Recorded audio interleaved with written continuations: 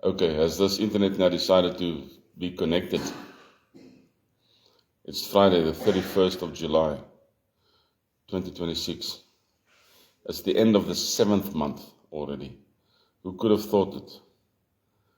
Time just came and flew by this past 7 months.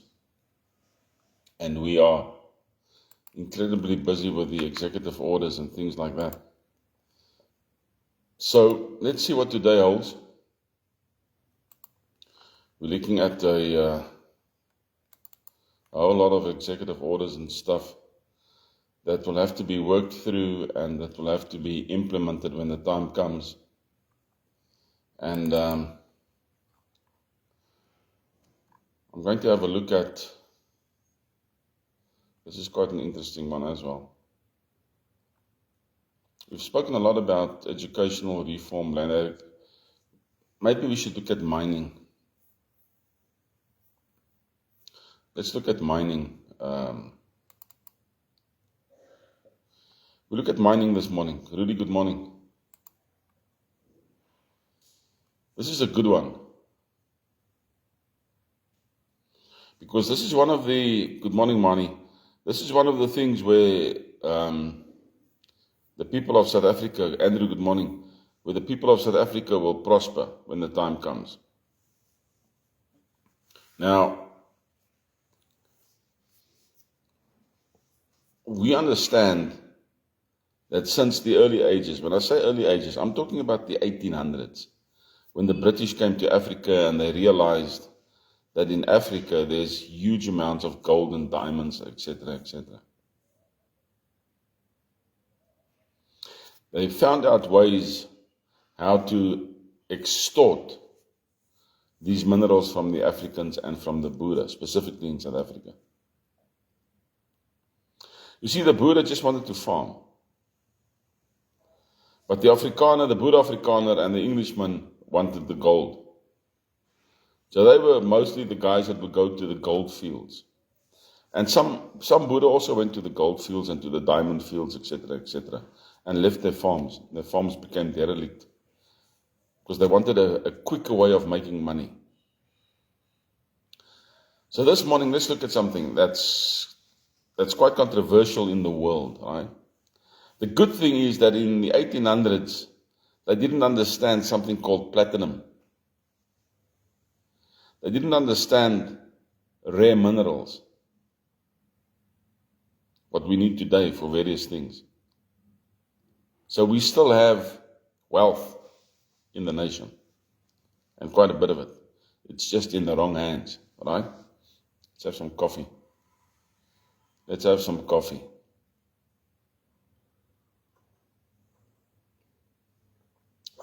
Lekker man.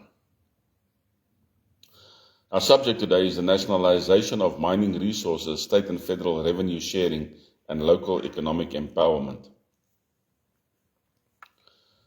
The Federal Alliance of Southern Africa, good morning, Aina, recognizes the invaluable wealth of natural resources, particularly minerals, as an essential asset for national development, economic prosperity, and job creation. Whereas the Republic or the Federal acknowledges the historical exploitation of mining resources by foreign entities and corporations which have enriched their shareholders and board members without providing sufficient benefits to the local populations and communities who live on and around these lands. The Federal Alliance of Southern Africa is committed to ensuring that the ownership of mining resources and the benefits derived from them remain under the control of the people of the Federal Alliance of Southern Africa, with particular emphasis on fair distribution of profits, job creation, and sustainable development for all citizens. These huge mining groups, mining conglomerates, they are so filthy wealthy, and they just keep on raking in the benefits. It's not as if they need the money anymore. It's like a hamster on a wheel. If that hamster doesn't decide to get off that wheel, he will run himself to death. And that's where these corporations are now. They're like hamsters on a wheel.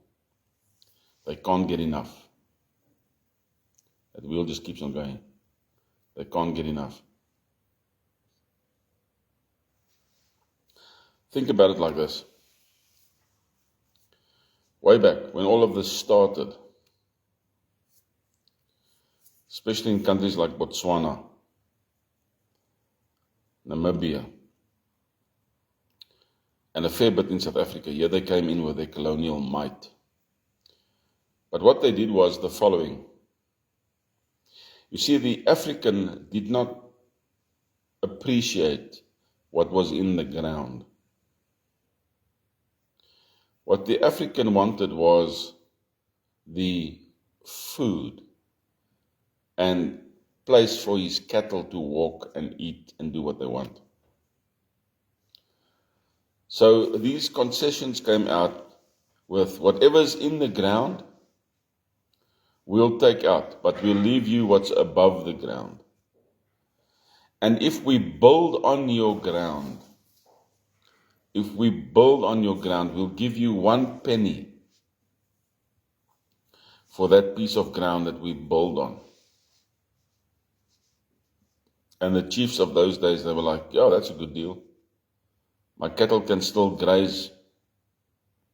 We can still grow our food, etc., etc., and we still get paid. That's a good deal. It's because they had no idea what was inside the ground. So those concessions, they were birthed out of ignorance and deception. Basically, lies. And that's how these guys got filthy rich.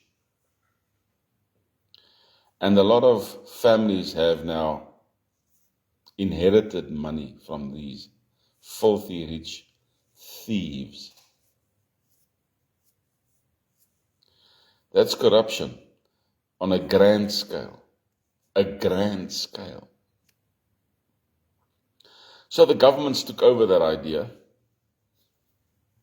What's in the ground belongs to the government. What's on top of the ground belongs to you. And they formulated all kinds of laws to protect their interests. That's why you have the Motsepes and these guys of today just raking in the millions and raping the land. That's what you have. But their time has come. We declare it finished in South Africa and the Southern African nations around us. We declare it done, finished. It shall not be so going forward. We make a statement, a spiritual statement, that will reverberate right through Africa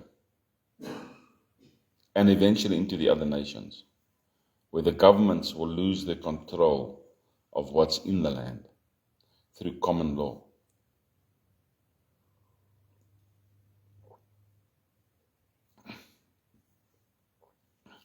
It is a Federal Alliance's belief that mineral rights as an invaluable public asset must belong to the people and be utilized for the collective good of the nation, ensuring that federal and state governments and local communities benefit equally. That's our belief, right? So how do we go about this? Section 1, nationalization and ownership of mining resources. All mining resources discovered within the borders of the Federal Alliance of Southern Africa will be considered the property of the Federal Alliance and the state in which they are located, that is the people. This includes coal, precious metals, and all other minerals identified within the state's territory. Right? This is all precious metals, coal, you name it, that's in the state's borders. Now, when I say the Federal Alliance, I mean the people. All right? The rights to exploit these resources will be held by both the Federal Alliance and the respective state governments, ensuring that both levels of government share in the economic benefits that derive from the mining activities. Existing mines will be subject to negotiations with the current owners with the goal of bringing these operations into alignment with the new national policy. Now that sounds good. We're basically simply going to take it, right? Now, I put in some clauses here that we're going to rework. The Federal Alliance will work to ensure fair compensation to existing owners. They already have their compensation. They've already raped the land. They've received sufficient benefits. The transfer of rights will be non-negotiable, ensuring that local communities and citizens benefit directly from these resources. Now, we've worked out a profit distribution thing here, but the profit distribution will be flexible because a mining consortium or whatever in a certain state or area might not produce as we would like it to produce. So sometimes the mining consortium will benefit the people more, and sometimes it will benefit the alliance more because there's infrastructure, etc., that we need to sort out. All right? So I basically put a figure down here. 49% of the profits will be allocated to the people. Now, this is, when we say profits, this is obviously after working costs and all that's been taken into consideration. Will be allocated to the people of the state in which the mine is located. This will be distributed through a welfare fund managed by the state, which will benefit all residents of the state, providing social services, infrastructure projects, and other community development initiatives. So finances will be used to benefit the people, and they will benefit 100%. 5% of the profits will be allocated to the leader of the state, whether it be the monarch or the president, as an empowerment and incentive for leadership, ensuring the leader's responsibility in maximizing the benefits to their people. 46% of the profits will be allocated to the Federal Alliance to be used for national infrastructure projects, federal government operations, and any other initiatives deemed necessary for the development of the Federation as a whole. Do you understand that we do not need outsiders? We do not need to make a loan by the IMF or whatever.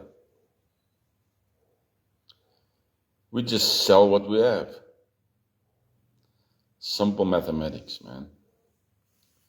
Simple mathematics. Verkoop wat jy het, maak geld.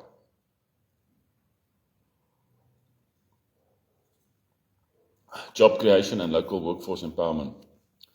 Job creation will be prioritized for the citizens of the state where the mine is located, with the goal of creating sustainable employment opportunities and building a skilled workforce.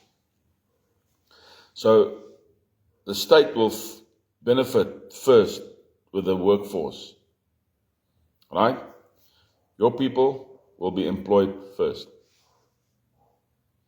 No BEE crap. If your workforce is not skilled enough, only then will outside help be brought in. But let's take it in Khozaland, for example. Your mine boss, or your shaft boss, or whatever they call it, the shaft operator, whatever, is a Khoza, and the workforce is Khoza. They will understand that if they do not work and listen and obey, they cannot have a monthly benefit. So they will work to ensure that they get that monthly benefit. And those who do not work will be noted, and it will go through the monthly reports. And that person will lose their benefit at the end of the month or at the end of the second month, whichever way this thing works out. It's very biblical. If you do not work, you cannot eat. Right? That's why we work on the Federal Alliance. That's why we work on our apps. That's why we do whatever we can in this season so that we can eat. If you don't work, you can't eat. And it's the same in these mining sectors. Okay, let's say, for example, excuse me, you have a state that does not have any mines. There's no mines. Right? So, where should the benefit come from then? Let's take the Cape, for example. Saldanha has an underutilized, massive iron ore works. Eysterwerke, massive. It's a mini harbor on its own that has been absolutely derelict, not properly utilized. The benefits in the Cape, if there's no mining activities, will be what? Will be the protea industry, will be the mining industry, will be the wine industry, will be the fruit industry. Right? There will be certain benefits for people in the area where those things are produced en masse. Because it's like a mine. Excuse me. It's like a mine. And you want your people to benefit. Not just the farmer, but the people as well. So these things will be worked out. And the Manamani Dik Brille will be able to figure this out so that we can do this right. So that we can be a shining light to the world in our efforts to ensure that our population does not die of starvation. And that there's no problems because of no work, unemployment. As I said previously, we've got work for 500,000 people already. Training programs will be established in collaboration with educational institutions to ensure that local communities have access to the skills required for mining, as well as other related sectors such as environmental management and logistics. Right. New mining projects and resource management. In the identification of new mines. There are certain old mines that can be reopened as well. The Federal Alliance, in collaboration with the states, will identify and access new mineral deposits across the nation. This will include geological surveys, environmental impact studies, which is important, and economic viability assessments to determine which new mines should be opened. New mining projects will be approved based on their viability, sustainability, and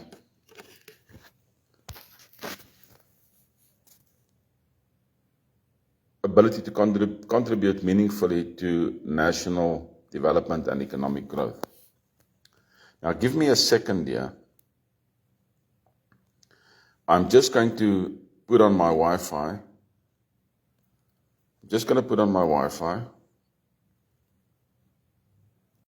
Operations. What's with the internet? Looks like we have internet problems again. You know what I'm saying? But in any case, the video is still going by the looks of it. So, it will benefit you. It will absolutely benefit you to be a South African. And it will benefit you to be living in a state where you know you can thrive. In your own state. Because there will be checks and balances. Right? For example, I know if you're not living in the new ZAR, the Boer state, but you have registered yourself as a boer, right? But you're not living in the boer state, then you cannot benefit. And you cannot vote. Because you are living in another state. It's as simple as that. And you're benefiting from that state's infrastructure. You're benefiting from that state's area. You're benefiting from them. Unless it's a state within a state. Right? Let's say, Jan, good morning. Let's say we have a small African state, right? Little Nguni group, who by historical right have ownership to the land, right? They have two choices. Their land can either be incorporated and they can just keep on living on their land as normal, or their land can become a state where they govern their own state. They then take charge of their municipality, etc., etc., etc. Now, depending on the size of the community, this might not be a viable idea for them. But if they decide yes, right, and they are in that state, then those people who are not really part of that community, but staying in the same state, will be able to receive the benefits of the broader state. You get that? Ek glo julle sal dit verstaan as ek dit so verduidelik.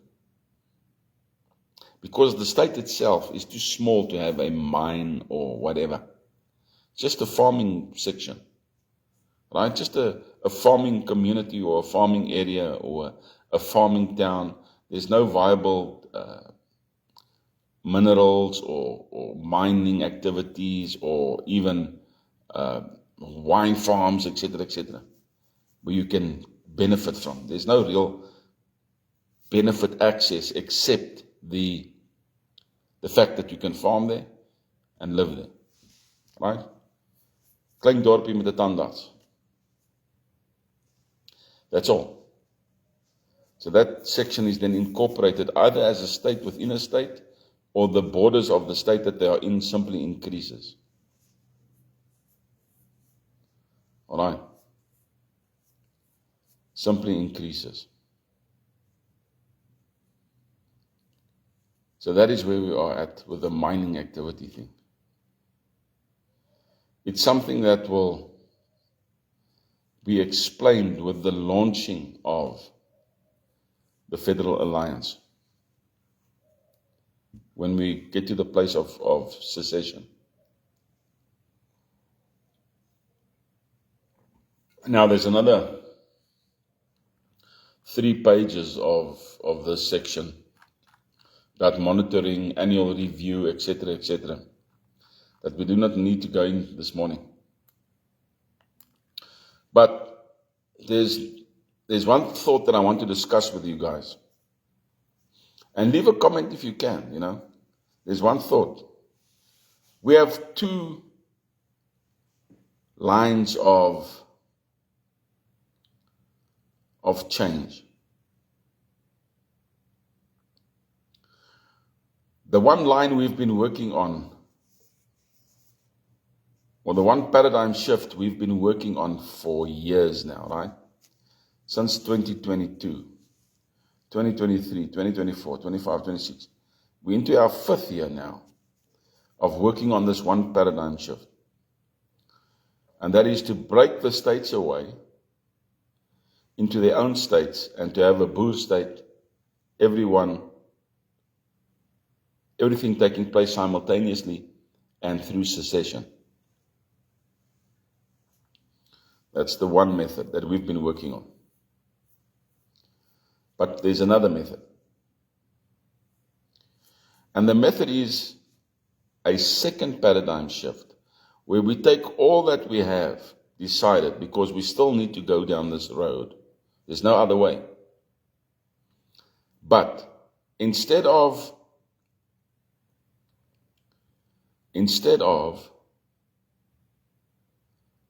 doing this under the auspices of the approval of other nations. We do this under the local political system,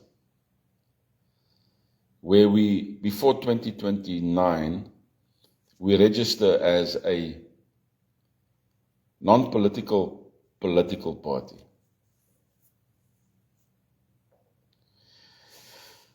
Because with our federal idea, we already have the backing of the kings and the breakaway of the states, which means basically that we already have, just through the kings, about plus minus 19 to 23 million votes.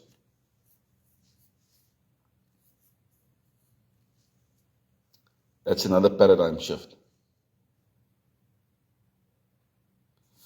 So we go the one route that says we need to have political, sovereign countries' approval, and we already have one. I'll give you that good news. We have already one nation's approval. All right? I'm not going to say what nation, because that will be inappropriate now. But we already have one nation's political approval. All right? That nation's king is joining our setup. All right?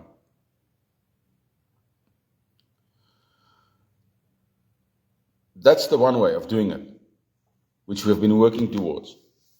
However, we can take everything that we have been working towards and put it under a different umbrella and make the route more public, more open, and create a buzz and a stir and be on the ballot when it comes to the final elections in 2 years' time, 3 years' time. And what it also allows for is, if we have enough voice from the people, we can force this current government into a referendum.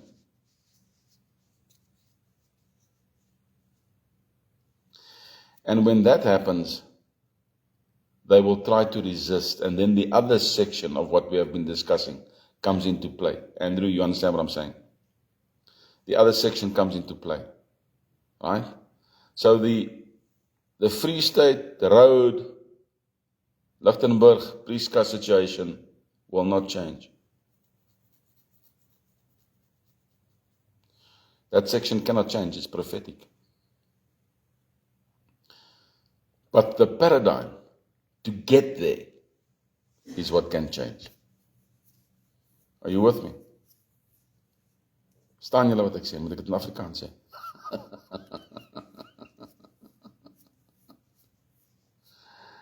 Ons hou dieselfde lorry, ons sit net die lorry op 'n groter trok. En die trok beweeg nog steeds in dieselfde rigting waarna ons wil beweeg. That's putting it in a nutshell. We stay in the same truck, we just put it on a bigger truck, and we go in the same direction. So, this is the ideas that we've been discussing. Nevertheless, it's Friday. There's no decent rugby because the Currie Cup is a watered down rubbish at the moment, right? I hate the Currie Cup at the moment. It's rubbish. Not interested. We have a Western Province side losing so far, and other teams just barely making it. Nee, ek like die rugby nie, man. They could have just made the Varsity Cup and left it like that. In any case, we would have seen better rugby. We are Freelanders. We are Boere. We are English. We are Afrikaans. We are Scots, Irish. We are Xhosa, Zulu, Venda, Pedi in this nation. We are a nation of nations. And under God, unity is strength. No other way. Enjoy your Friday. Enjoy the end of the month. Don't forget us at the end of the month. And enjoy your weekend. All the best.